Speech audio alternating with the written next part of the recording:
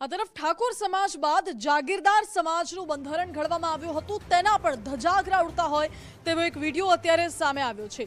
ઓગળ તાલુકાના ભલગામમાં વરઘોડામાં જાહેરમાં ફાયરિંગ કરવામાં આવ્યું। જાહેરમાં ફાયરિંગ કરતા કાયદા અને સમાજનું બંધારણ શું અહીં નેવે મુકાયું છે તેવા સવાલો ઉઠી રહ્યા છે। લગ્નના વરઘોડાનો વિડીયો સોશિયલ મીડિયા પર વાયરલ થઈ રહ્યો છે। આ વરઘોડામાં પોલીસ કર્મચારીઓ પણ હાજર હતા તેવી ચર્ચા છે। જાહેરમાં બંદૂકથી ફાયરિંગની પરવાનગી કોને આપી અને પરવાનગી હતી કે કેમ એ પણ સૌથી મોટો સવાલ ઉઠી રહ્યો છે। રાજપૂત સમાજ હવે બંધારણ ભંગ કરનાર સામે દંડ કરશે ખરો એ પણ સવાલ છે। જો કે વધુ જાણકારી સાથે સંવાદદાતા કમલેશ જોડાઈ ગયા છે। કમલેશ, હવે જાગીરદાર સમાજના બંધારણના પણ ધજાગરા ઉડ્યા છે અને વરઘોડામાં ફાયરિંગ કરવામાં આવ્યું, જ્યાં પોલીસ પણ ઉપસ્થિત હતી।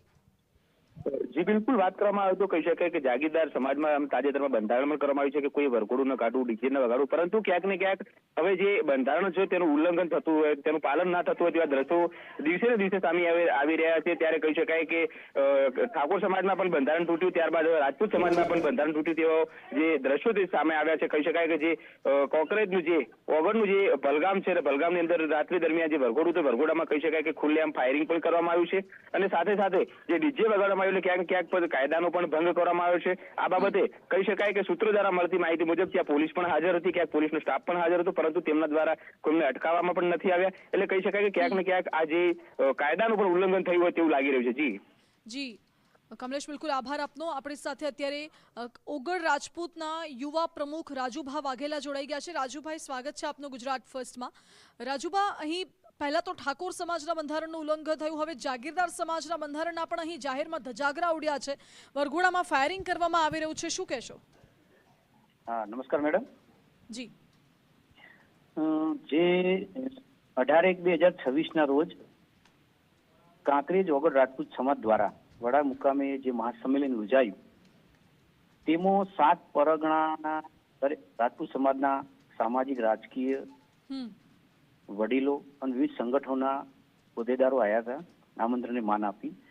ત્યારે સર્વસંમતિથી આ બંધારણ બનાવવામાં આવેલું હતું અને આ બંધારણ સમાજના નાના માણસો, મધ્યમ અને ગરીબ અને દરેકને આર્થિક રીતે ફાયદાકારક રહે અને સમાજનું રીત રિવાજ પ્રમાણે લગ્ન પ્રસંગ ઉજવાય એના માટે બંધારણ હતું।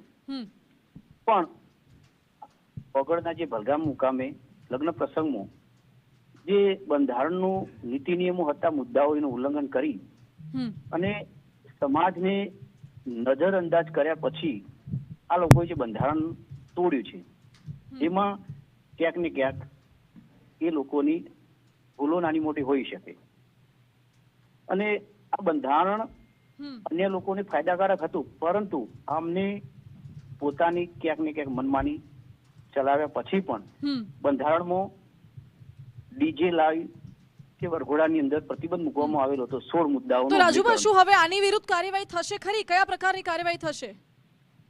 હવે આમાં તો એવું છે કે આવતીકાલે 8:30 કલાકે મીટિંગ બોલાવી છે મેં, સમાજના કાંકરેજ ઓગળ રાજપૂત સમાજની મીટિંગનું આયોજન કરેલ છે। જી, ત્યાં સર્વસંમતિથી દરેક વડીલો, યુવાનો ને હાજર રાખી, રાજકીય આગેવાનોને, અને જે નિયમ જે કરવું પડે સમાજના હિતમાં લઈ એ પણ એનું ત્યાં નીતિ નિયમોને ધ્યાનમાં રાખી અમને આ લોકોને શું કરી શકાય એના માટે પણ ચર્ચા કરીશું કાલે।